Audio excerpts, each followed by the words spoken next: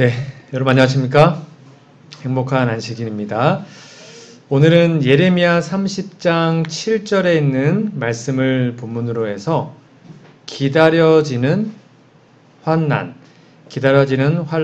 제목으로 우리 하나님의 말씀을 함께 나누어 보도록 하겠습니다.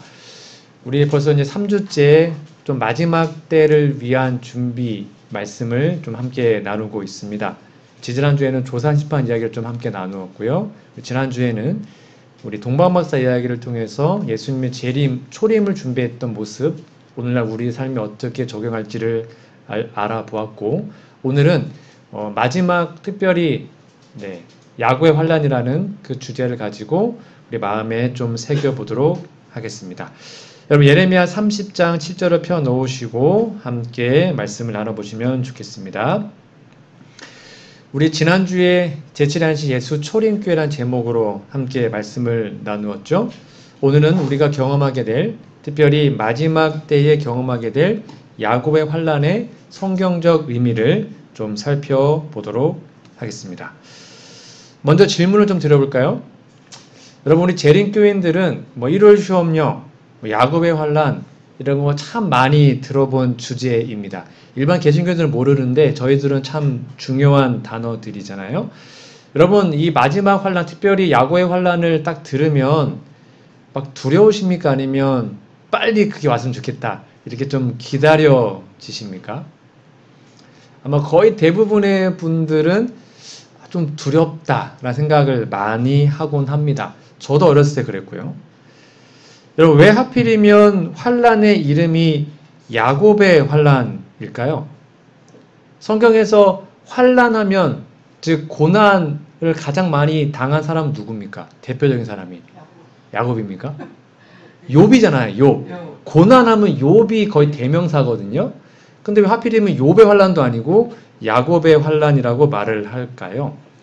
이걸 이해하기 위해서는 야곱의 생애를 좀 이해해야 되고요. 특별히 야곱의 야복강의 경험을 영적으로 이해해야 합니다. 자, 특별히 야곱 이야기를 좀 먼저 해보도록 하겠습니다. 여러분, 야복강에서 했던 야곱의 기도의 내용이 혹시 무엇이었는지 아십니까? 많은 사람들이 야복강에서 야곱이 기도할 때 하나님 저의 죄를 용서해 주세요 라고 기도했다고 생각하거든요. 그거 오해입니다. 그 기도가 처음에는 아니었어요. 야곱의 기도는 뭐였냐면 지금 누가 자기를 죽이러 와요? 형이요. 에서가 400여 명의 장병들을 데리고 자기를 죽이러 오고 있잖아요. 그래서 처음에 기도는 뭐였냐면 하나님 형의 손에서 우리를 좀 구원해 주세요. 우리를 건져 주세요 라고 기도했습니다. 이게 왜 중요하냐면 이미 야곱은 그 전에 회개를 했기 때문입니다. 여러분 이렇게 써 있습니다. 네, 창세기 32장 11절에 보면 내가 주께 간구 기도하오니 내 형의 손에서 에서의 손에서 나를 건져내시옵소서. 그러니까 제일 처음에 기도했던 게 뭐였다고요? 죄 용서가 아니었고요. 이미 죄를 용서받았기 때문에 하나님 저를 좀 보호해 주세요. 에서의 손에 저를 건져주세요. 라고 기도했어요. 내가 그를 두려워함은 그가 와서 나와 내 처자들을 칠까 겁냄이니이다. 이 점이 중요합니다. 그러니까 우리가 마지막 야고의 환난 때 기도하는 기도는 뭐냐면 죄 용서의 기도가 아닙니다. 하나님 지금 폭도들이 저를 죽이려고 옵니다. 우리를 괴롭힙니다. 그 손에서 우리를 구해주세요. 라는 똑같은 기도가 그때 드려지게 될 겁니다. 자, 그러면 질문입니다.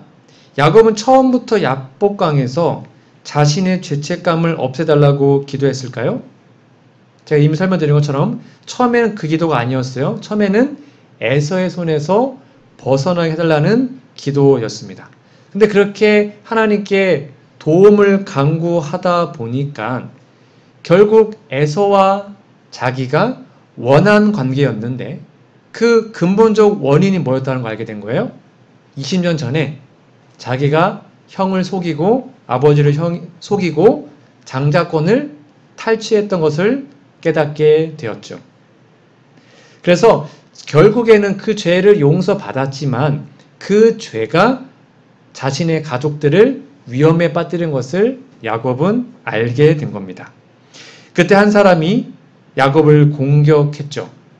처음에 이 야곱은 이것이 에서가 보낸 자객인 줄 생각했습니다.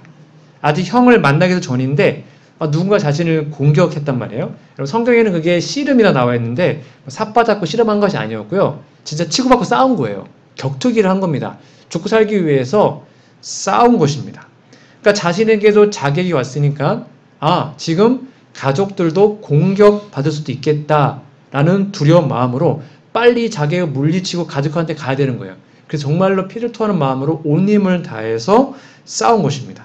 근데 한참을 싸우다 보니까 결국 이 사람이 자객이 아니라 하나님임을 알게 되었죠. 그리고는 환도포가 부러지면서 자신이 싸운 사람이 자객이 아니라 하나님이었음을 알게 된 것입니다. 자, 그러면 야곱의 이름이 이때 바뀌잖아요. 이스라엘로 바뀌었습니다. 이건 어떤 의미가 있을까요? 왜 야곱의 이름이 야곱, 발 뒤꿈치를 잡는 자라는 의미에서 하나님과 겨루 이겼다라는 의미는 이스라엘로 바뀌었을까요? 이때 야곱이 거듭남을 경험한 걸까요? 여러분 어떻게 이해하십니까?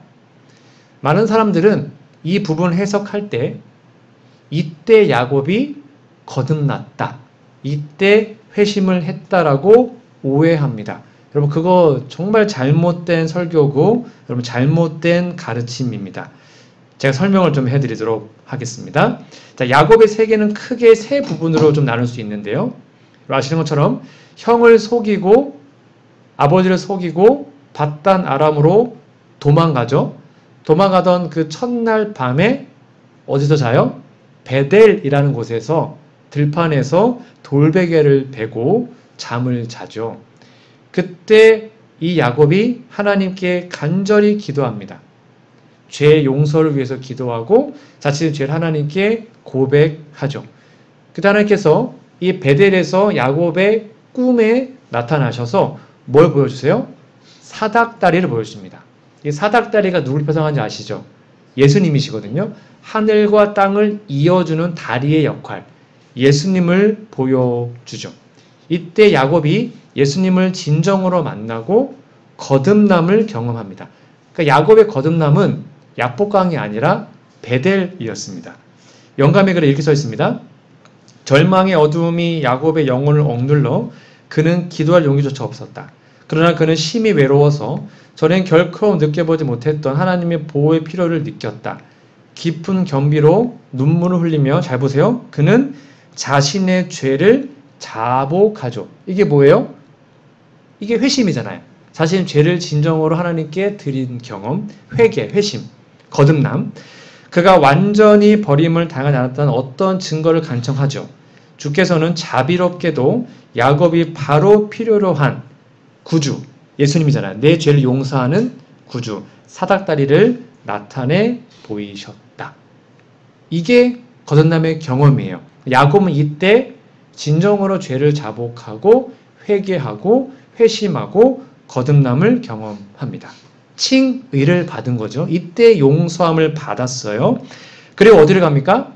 밧단 아람, 삼촌 집에 가잖아요. 거기에서 20년 동안 생활합니다. 그 기간을 여러분 아시는 것처럼 성화의 단계로 이해하시면 됩니다. 이때 야곱이 가가지고 본인이 형을 속이고 아버지를 속였지만 이제 야곱이 속임을 당하죠. 속임을 당해서 결혼을 레아하고도 하고 라헬하고도 하고, 그 다음에 자신의 장인 어른이었던 삼촌이 품삯을 몇 번 바꿔요? 10번이나 바꿉니다. 계속 품삯 바뀌고, 그 다음에 야곱의 돈을 정말로 힘들게 벌게 괴롭히고 합니다. 그렇게 비인도적인 대접을 받아도 이때 야곱이 불평합니까? 안 합니다. 성경에 그런 말이 없어요. 그냥 묵묵하게 그 모든 것을 견딥니다. 이때 야곱의 품성이 깎이는 거예요. 그 경험을 성화라고 얘기합니다. 이렇게 써 있습니다. 내가 20년 동안 외삼촌과 함께 했는데 암양, 암염소, 낙태하지 않았고 혹시 외삼촌의 수양을 내가 먹지도 않았고 누군가가 물려 찢겨 죽으면 내가 그걸 스스로 보충했고 밤에 도적마다도 내가 그걸 외삼촌께 다 물어냈다. 그럼 이게 엄청난 거예요. 왜냐면 야곱은 종이었기 때문에 주인한테 가가지고 말하면 되거든요. 근데 그 모든 것을 야곱이 다 감당한 거예요. 내가 다 면상하고 했단 말이에요. 묵묵하게 성화의 길을 걷습니다. 40절 내가 이와 같이 낮에는 더위 무릅쓰고 밤에는 추위 무릅쓰고 눈붙일 겨를도 없이 지내었습니다. 이렇게 깎이면서 야곱의 품성이 변화되었죠. 그런 다음에 드디어 야복강에서 품성의 완성을 이룬 것입니다. 이것이 바로 영광화로 이해하시면 됩니다. 표상적으로 그렇습니다. 우리는 거듭남, 칭의를 받고 그 다음에 성화를 거쳐서 품성의 완성을 이루잖아요. 이 야복강의 경험이 품성의 완성입니다. 왜요? 이미 죄 용서를 받았기 때문에 야복강에서 씨름한 것은 구원을 받을 수 있던 어떠한 죄의 자복의 그런 것이 아니었고 품성의 완성을 이룬 것입니다. 여러분 그래서 이때 야곱 이름이 뭘로 바뀐 거예요? 이스라엘로 바뀐 거예요. 그게 그 의미예요. 넌 이제 발뒤꿈치를 잡는 자 야곱이 아니라 하나님과 겨루어 이긴 자, 품성의 완성을 이룬 이스라엘로 바뀐 거예요. 정리하면 야곱의 생애는 베델에서 거듭남을 경험합니다. 칭의죠. 그리고 바단 아람에서 20년 동안 성화를 경험합니다. 품성이 깎인 것이죠. 그리고 야복강에서 품성의 완성, 즉 영광화를 이루게 되죠. 이렇게 야복강에서 품성의 완성을 이룬 요 포인트를 기억하셔야 야곱의 환란을 이해할 수 있습니다. 먼저 결론부터 얘기하면 야곱의 환란은 지성소에서 예수님이 나온 후입니다. 그때는 이미 의인과 악인의 운명이 결정된 후예요. 그때는 이미 우리의 품성이 완성된 후죠. 이해되시나요? 그래서 야복강의 경험이 품성이 완성인 것처럼 우리가 야곱의 환란 때는 우리의 품성이 완성된 후예요. 이걸 꼭 기억하셔야 합니다. 자, 질문 다시 들어볼까요? 야곱이 야복강에서 아버지와 형을 속인 죄, 장자권을 뺏은 이 죄 용서를 이때 처음 받았어요? 아니었죠. 그 전에 이미 용서를 받았어요. 그 죄를 버렸어요. 그 전에 이미 죄의 용서를 받았음을 기억해야 합니다.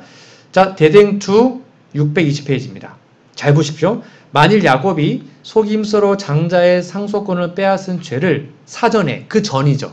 미리 회개하지 않았더라면 하나님께서는 그의 기도를 들어주심으로 그의 생명을 자비롭게 보호해주지 아니하셨을 것이다.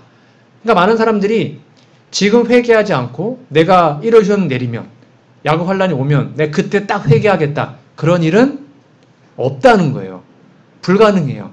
그러니까 지금 먼저 회개하고 죄를 버리는 경험이 있을 때 죄 용서를 지금 받아야 야곱의 환란을 이겨내고 견딜 수 있는 거예요. 야곱은 그 전에 회개했고 써있죠. 만약에 그 전에 회개하지 않았으면 하나님은 야곱의 기도를 들어줄 수 없다는 것입니다. 되게 중요한 것입니다. 꼭 기억하셔야 합니다.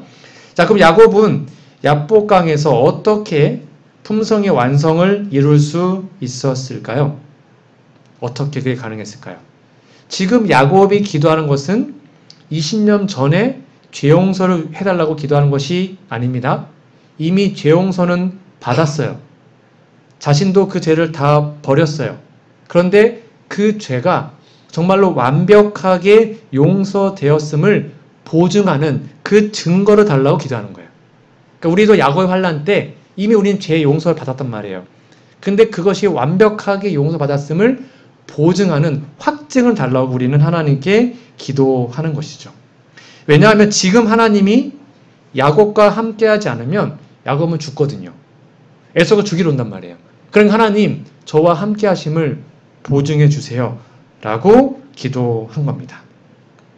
여러분 처음에 죄인이 회개할 때 십자가 그 대속의 은혜를 붙잡고 용서를 받잖아요. 그리고 우리는 결국 십자가를 통해서 성화의 경험을 하죠. 그리고 마지막에도 같은 방식으로 십자가의 은혜로 겸손하게 우리는 더 깊이 회개의 길로 가게 된 것이죠. 이것이 바로 야곱의 경험임을 기억하셔야 합니다. 오늘 본문 말씀입니다. 예레미야 30장 7절 슬프다 그날이여 비할 데 없이 크니 이는 야곱의 환란의 때, 여기가 처음 나오는 구절이에요. 야곱 환란이 야곱의 환란의 때가 되미로다 마는 그가 이에서 구하여 냄을 얻으리로다. 우리가 살아서 하나님의 구원, 즉 재림을 맞이하게 된다면 우리는 반드시 야곱의 환란을 지나게 됩니다. 뭐 그 전에 죽으면 안 지나는 것이고요. 살아서 구원받는다면 우리 야곱의 환란은 다 거치거든요. 그러면 왜 마지막 환란을 야곱의 환란이라고 부를까요? 그 이유가 뭐라고요? 우리가 이 똑같은 경험, 야곱이 야복강에서 했던 그 경험을 우리도 하기 때문입니다. 이 경험을 우리도 하기 때문에 욥의 환란이 아니라 야곱의 환란이라고 부르는 겁니다. 우리 지난주에 제가 한번 보여드린 표인데 기억하시는지 모르겠습니다. 이제 일요일 법령이 떨어지면 그때부터 아마 정말로 순식간에 예수님의 재림이 올 겁니다. 그때는 작은 환란이라 그래서 순교자가 있어요. 이때는 순교당할 수 있고 핍박당할 수 있어요. 아직 은혜 시기가 끝나기 전이기 때문입니다. 그리고 은혜 시기가 끝나면 늦은 비가 이제 끝나게 되고요. 1월 법령을 통해서 늦은 비가 거의 비슷하게 간다 그랬죠. 그래서 은혜 시기가 끝나게 되면 조사 심판이 끝나요. 예수님이 지성소에 나오잖아요. 그러면 이 땅으로 재림하시는 기간이 약 일주일 정도 걸리지 않습니까? 그때 기간에 의인들이 받는 환란이 야곱의 환란이고요. 악인들은 뭘 받아요? 일곱째 재앙, 7재앙을 받게 돼요. 그때가 야곱의 환란입니다. 그리고 예수님이 재림하시고 우리는 하늘로 가게 되죠. 여러분, 그러니까 조사 심판이 끝나면 의로운 사람은 의롭고 불의한 사람은 그대로 불의하게 됩니다. 즉 품성의 완성이 끝난 거예요. 더 이상 회개할 수 없어요. 악인은 계속 악인이고 의인은 계속 의인인 거예요. 그래서 더 이상 순교가 없어요. 그러니까 회개는 언제 하는 거예요? 그 전에 하는 것이지 환란 때 회개할 수 없습니다. 꼭 기억하셔야 돼요. 그래서 회개하지 않는 사람들에게는 성령이 완전히 사라지기 때문에 악령에 의해서 100% 지배를 받게 됩니다. 그러면 도덕적인 억제가 빠지기 때문에 마치 에서가 자기 동생 죽이려고 몰려오는 것처럼 악인들이 재앙을 받으면서도 의인들을 죽이려고 우리를 막 할 겁니다. 그리고 야복강의 그 경험이 그대로 우리의 삶에 재현되겠죠. 이거 지난주에 설명드렸습니다. 요 순서대로 이제 마지막 시나리오가 오게 될 거예요. 자, 그러면 영감의 글입니다. 에서를 충동하여 야곱을 향하여 군대를 진군시킨 것과 똑같이 잘 보십시오. 사단은 환란의 때에 악한 자들을 선동하여 하나님의 백성을 죽이고자 할 것이다. 야곱을 비난했던 것과 똑같이 그는 하나님의 백성을 참수하는 일에 전력을 다할 것이다 라고 기록합니다. 여러분, 그러면 이 마지막 환란, 이 야곱 환란 때에 무엇이 그토록 우리 그리스도인들, 하나님의 백성들을 힘들게 할까요? 육체적 고문일까요? 아니면 정신적 고통일까요? 많은 사람들이, 저도 어려서 오해했거든요. 이때 막 우리들 잡아다가 막 고문하고 여러분, 육체적 고통이 있는 게 아니고요. 이때 당하는 건 뭐냐면 정신적인 고뇌라는 사실을 기억해야 합니다. 이어서 볼까요? 하나님의 백성들이 그들을 죽이고자 열광하는 원수들에게 애월싸일지라도 그들이 겪는 고민은 진리를 위하여 당하는 핍박을 두려워하기 때문에 생긴 것이 아니죠. 그들은 아직껏 모든 죄를 다 회개하지 못하지 않았는가 하고 두려워합니다. 만일 그들이 용서받았다는 보증, 아까 말씀드렸잖아요. 이미 야곱은 그 전에 용서받았지만 확증이 필요했던 거예요. 확증. 진짜 내 용서가, 하나님께 대한 용서가 다 되었는지 확증을 받고 싶었던 거죠. 그 확증과 보증을 얻을 수만 있다면 그들은 고문이나 죽음 앞에서도 위축당하지 않을 것이다. 그러니까 이 야곱 환란 때의 가장 큰 고민은 이미 은혜식에 끝났고 예수님이 지성소에 나왔기 때문에 우리 외에서 중보자가 없죠. 더 이상. 그때 사단은 끊임없이 야곱에게도 그랬잖아요. 너 죄 때문에 그런 거야. 하고 계속 야곱의 마음을 괴롭히는 것처럼 그때 우리에게 말한 건 뭐냐면 너는 끝났어. 넌 희망이 없어. 네가 무슨 구원받아. 너 아직 죄 용서 안 받았잖아. 그러한 죄책감을 우리 마음속에 끊임없이 불어넣어줘요. 그 죄책감 또는 그 정신적 고민이 크죠. 그러니까 나를 죽이러 오는 악인들의 무리 때문에 무서운 게 아니고요. 내 자신을 괴롭히는 그것 때문에 무섭게 된 겁니다. 여러분 그러면 질문 드려볼까요? 이 야고의 환난 때 우리가 옛날에 지었던 죄들이 생각날까요? 안 날까요? 나면 망하는 겁니다. 안 납니다. 꼭 기억하세요. 이 야고의 환난 때 내가 그 전에 지었던 죄가 생각나잖아요? 그럼 우리는 구원받지 못하는 거예요. 이미 지성소에 나왔잖아요. 그럼 죄의 도말이 끝난 거잖아요. 하늘에서 죄의 책에서 우리 죄가 지워졌단 말이에요. 죄가 지워졌다는 것은 우리의 머리에서 죄가 없어졌다는 뜻이에요. 그러니까 야고의 환난 때 우리의 죄가 기억나면 우리는 회개하지 않은 것입니다. 그러면 그 죄에 압도당할 것입니다. 그러면 하나님을 잡았던 손을 놓을 것입니다. 그러면 망하는 거예요. 이렇게 써 있습니다. 영감이 그럽니다. 야고의 환난 때 하나님의 백성들이 고민과 공포로 괴로워할 동안 잘 보세요. 만일 아직 자복하지 아니한 죄가 그들 앞에 나타나게 되면 즉 죄 용서받지 못하면 회개 안 하면 그들은 압도당하고 만다. 그러나 그들은 그들의 무가치함을 깊이 느끼고 있는 동안 그들의 잘못을 고백하지 않고 숨겨둔 것이 하나도 없죠. 그 다음에 같이 읽어볼까요? 그들의 죄는 시작. 그들의 죄는 이미 심판정에서 도말되었다. 그들은 그 죄들을 다시 생각해낼 수 없다. 꼭 기억하세요. 기억할 수 없다는 거예요. 왜요? 다 용서받았으니까. 이미 심판전에서 의롭다. 꽝꽝꽝 선언됐으니까. 그러니까 야고의 환난을 두려워할 필요가 없고요. 환난이 오기 전에 우리가 회개하지 못한 죄가 있을까? 그걸 두려워하는 것입니다. 우리가 죄를 버리지 않으면 결코 그 환난을 이길 수 없습니다. 그러나 우리가 죄를 다 버렸다면 진짜 회개했다면 환난은 두려워할 게 아니라는 것입니다. 더 이상 죄가 우리 마음속에 생각나지 않으니까요. 그러니까 야고의 환난에서 내가 나중에 그때 가서 죄를 회개하리라 그런 일은 없어요. 그거 언제 하는 거라고요? 지금 하는 것입니다. 우리가 살아있을 때 지금 아직 은혜의 시기인 지금 우리의 죄를 버리고 진정으로 회개하는 것이죠. 나중에 늦은 비가 받으면 1월 번면 떨어지면 그때 회개할 일은 없어요. 너무 늦습니다. 이것이 바로 우리가 제가 거듭 말했던 것처럼 첫째 천사의 기별을 경험하는 것입니다. 하나님께를 피하고 그분의 날개 아래에서 숨고 진정으로 죄를 버리는 경험을 지금 해야 하는 것이죠. 영감의 글입니다. 죄를 핑계하거나 숨김으로 그것을 고백하지 않고 용서받지 않은 채 하늘의 기록이 남겨둔 모든 자는 사단에게 정복당하는 거예요. 망하는 것입니다.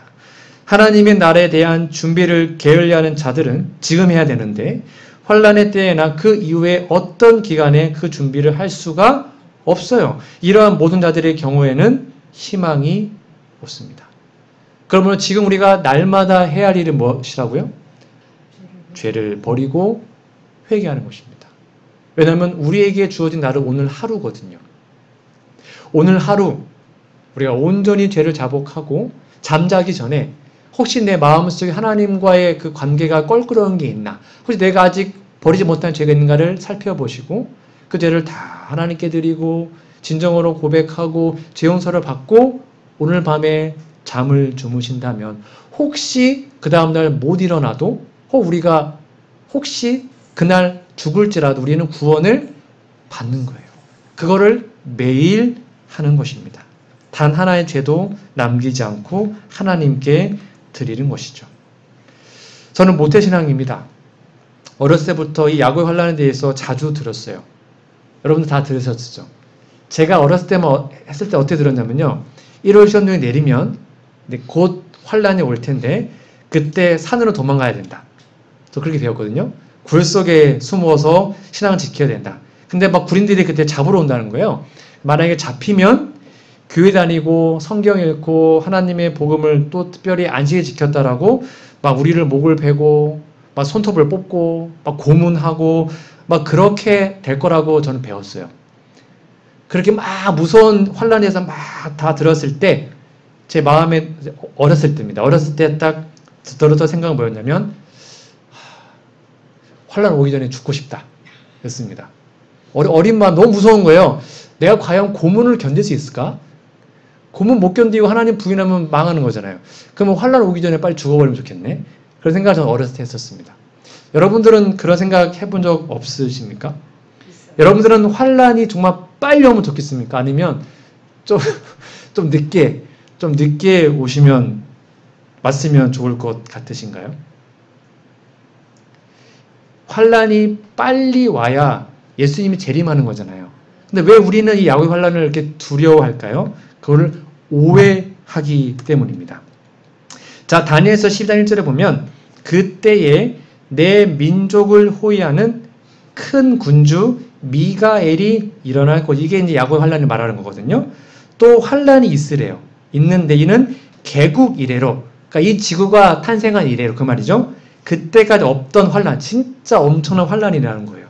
그때에 내 백성 중에 기록된 모든 자가 구원을 받을 것이라.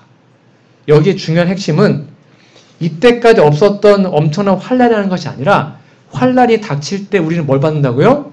구원받는다고요. 이게 포인트예요. 그러니까 환란이 온다는 건 뭐냐면 우리의 구원의 날이 임박했다는 것입니다. 그러니까 얼마나 감사한 거예요. 왜? 하나님 우리를 보호해 주시고 우리를 구원하실 거니까. 그거를 우리는 기억해야 합니다.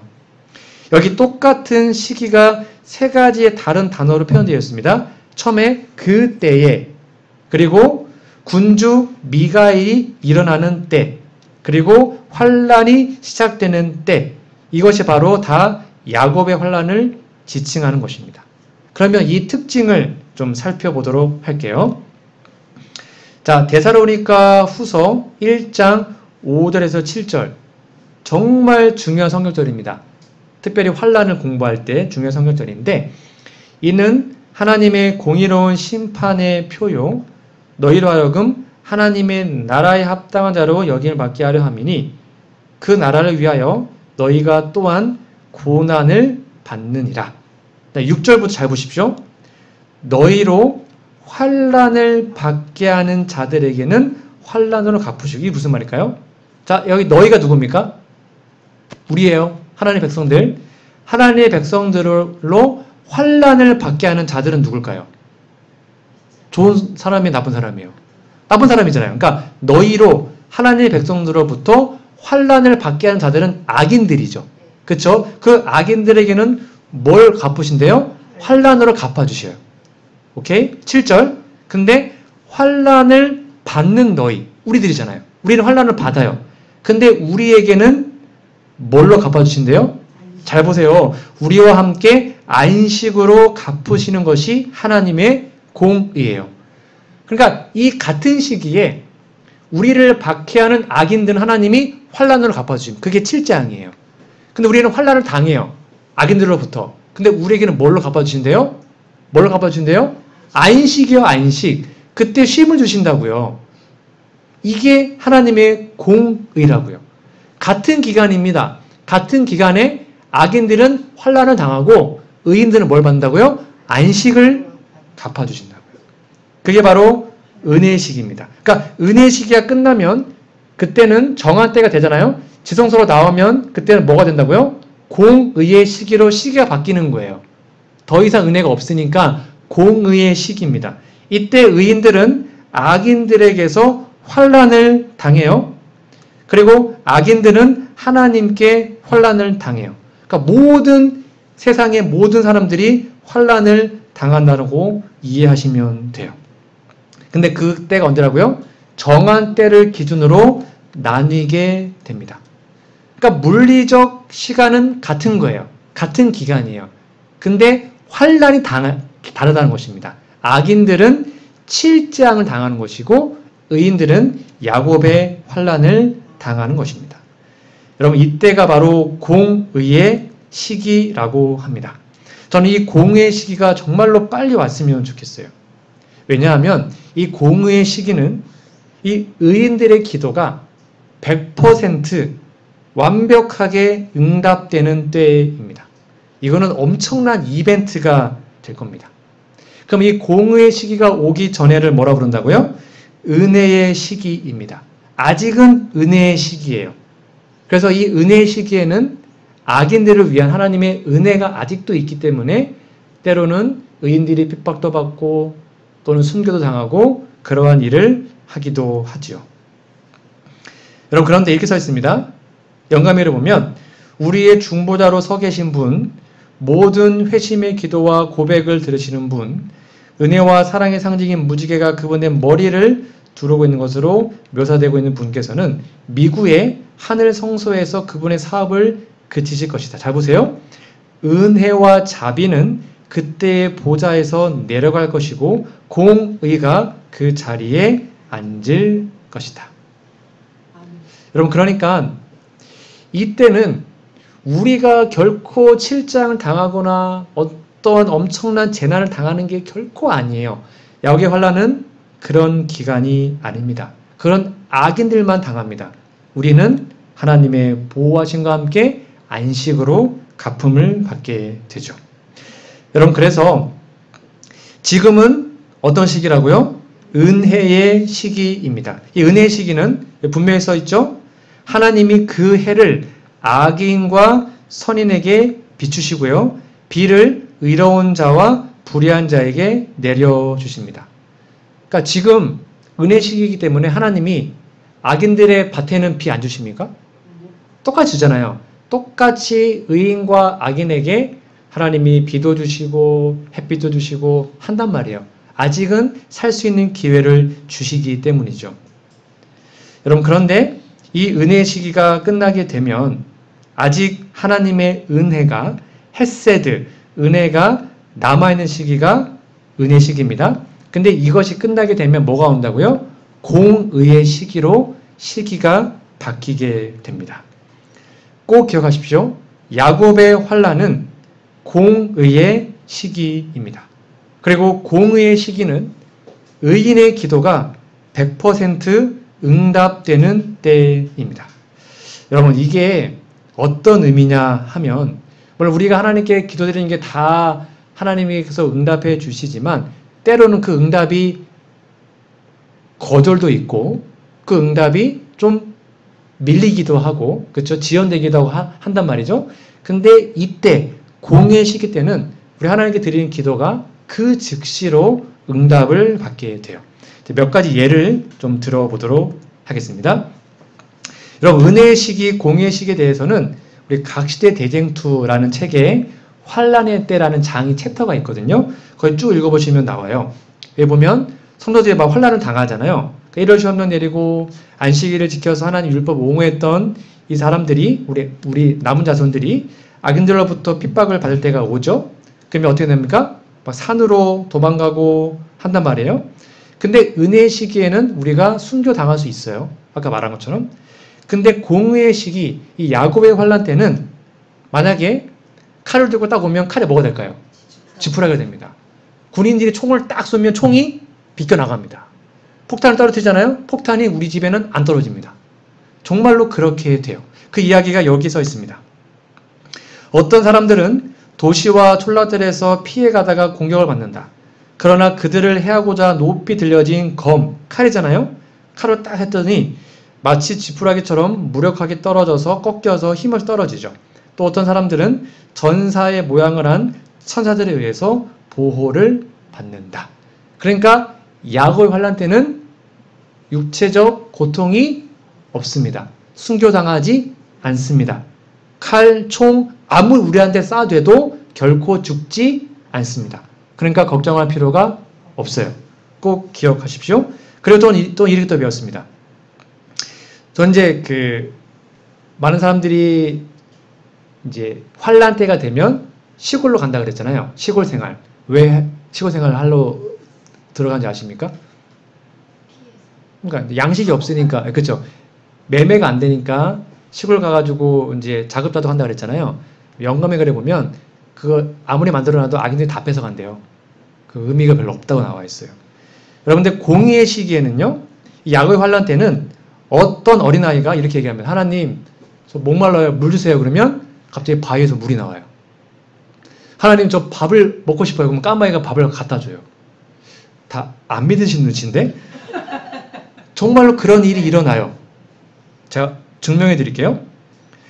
마침내 그들을 사형에 처하라는 명령이 내리게 될 것이다. 그러나 순종한 자들에게는 이런 약속이 주어져 있다. 엄청난 말씀입니다.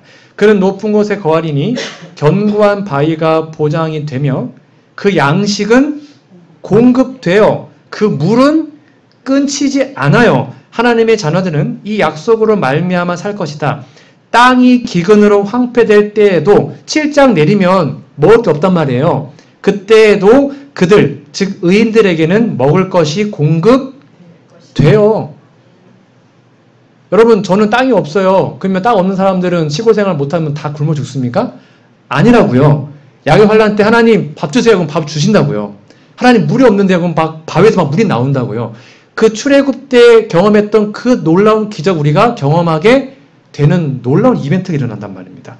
나는 성도들이 도시와 촌락을 떠나 서로 무리를 지어 아주 외딴 곳에 사는 것을 보았다. 잘 보세요. 악인들이 주림과 목마름으로 고통당하는 동안 전사들은 성도들에게 음식과 물을 공급하였다. 여러분 그러니까 환난 때 먹고 사는 문제 걱정할 필요가 없어요. 하나님이 물 주십니다. 하나님 먹을 거 주십니다. 하나님이 보호해 주십니다. 그러므로 야곱의 환난은 외형적으로는 악인들로부터 핍박을 받기 때문에 환난 당하는 것처럼 보이지만 공의의 시기이기 때문에 하나님은 우리를 보호하시고 결코 숨겨다가지 않으며 우리의 먹을 것, 마실 것을 해결해 주시는 겁니다. 하나님 해주세요 하면 바로바로 먹을 것과 음식과 물을 우리에게 주시는 엄청난 이벤트. 여러분 기대되지 않으십니까? 진짜 막 바위에서 물이 나오는 거 한번 보고 싶지 않으세요? 까마귀가 정말 엘리야에게 밥 준 것처럼 까마귀가 먹을 것만 갖다 주는 그런 경험을 우리가 그때 할 거예요. 얼마나 놀라운 이벤트입니까? 이거를 왜 우리가 두려워해야 할까요? 이러한 개념을 가지고 이 야곱 환란이라는 말 예레미야 30장 6절 10절을 보시면 이제 이해가 좀 되실 겁니다. 앞에 좀 보시면 너희는 자식을 해산하는 남자가 있는가 물어보라. 어찌하여 모든 남자가 해산하는 여자같이 손을 자기 허리에 대고 모든 얼굴이 겁이 들려 새파래졌는가. 그 말이에요. 왜 도대체 무서워하냐. 왜 겁내고 있냐 그 말이에요. 왜 새파래졌냐. 7절 슬프다 그날이요. 그와 같이 엄청난 날이 없으리라. 그날은 야곱의 환란의 때가 되미로다. 그러나 그 환란에서 구원됨을 얻죠. 8절 볼까요? 만군 여호와의 말씀입니다. 그 날에 환란의 때죠. 야곱 환란 때 내가 너 의인의 목에서 멍에를 꺾어버리며 너의 포박을 끊어요. 다시는 이방인 섬기지 않죠. 9절 그들은 그들의 하나님 여호와를 섬기고 내가 그들을 위하여 세울 그들의 왕 다윗을 섬기죠. 10절 잘 보십시오. 여호와의 말씀이니라. 그러므로 나의 종 야곱아 우리에게 말씀하시는 거예요. 너는 뭐 하지 말아요? 제발 좀 두려워하지 말아라. 이스라엘아 우리에게 하시는 말씀입니다. 놀라지 마라. 내가 너를 먼 곳으로부터 구원하고 내 자손을 잡혀가 있는 땅에서 구원하리니 야곱이 돌아와서 태평과 안락을 쉼을 누릴 것이며 두려워할 자가 없으리라. 성경 우리에게 분명히 얘기합니다. 야곱의 환란 두려워하지 말라. 야곱의 환란 놀라지 말라는 거예요. 우리가 정말로 두려워할 건 뭐냐면 환란이 아니라 지금 우리가 죄를 버리고 있는가. 지금 우리가 진짜 회개했는가. 내가 날마다 하나님께 온전히 굴복해서 내 마음을 드리고 내 죄를 포기하고 자아를 포기하는 마음으로 진짜 회개했는가를 걱정하시는 겁니다. 그게 되었다면 정말 우리가 회심했다면 우리가 거듭나고 죄를 버렸다면 환난을 걱정할 필요가 없어요. 하나님이 다 해결해 주시기 때문이죠. 다시 말씀드리지만 이 야곱의 환난은 지상 역사를 통틀어 짧은 시간 동안 일어날 것인데 이 사건은 노아도 아브라함도 모세도 그 누구도 경험하지 못한 엄청난 남은 우리의 이벤트가 될 것입니다. 우리의 기도가 100% 응답되는 성경의 놀라운 이적들을 직접 볼 수 있는 엄청난 이벤트. 그 야곱의 날이, 그 환란이 속히 이 땅에 임해서 우리가 살아서 구원받는 재림을 기다리는 우리 모두가 되기를 간절히 소망합니다. 말씀의 결론 맺겠습니다. 저는 오늘 야곱의 환난이라는 제목으로 말씀을 드렸습니다. 기다려지는 환난이라는 제목으로 말씀을 드렸습니다. 여러분, 다시 한번 강조하지만 야곱의 환난을 두려워하지 마십시오. 뭘 두려워하라고요? 내가 지금 죄를 버린 것이 모든 죄를 다 버렸는가? 내가 진짜 회개했는가? 그것을 두려워하는 마음으로 날마다 우리의 영적인 상태를 살펴보시기 바랍니다. 아직 은혜의 시기입니다. 아직 우리가 구원받을 수 있는 기회와 시간이 있습니다. 여러분, 그런데 정말 때를 보니까 그 날이 정말 얼마 남지 않았습니다. 정말입니다. 이제 정말 순식간에 은혜의 시기가 끝날 것 같습니다. 그러므로 오늘 우리에게 주어진 이 귀한 하루 동안에 우리 죄를 하나님께 드리고 진심으로 죄 용서를 받고 하나님의 인을 받는 하나님의 귀한 자녀로 구별되는, 그래서 모두 살아서 저 하늘까지 이르는 우리 모두가 되기를 간절히 바라며 오늘 말씀을 마치도록 하겠습니다.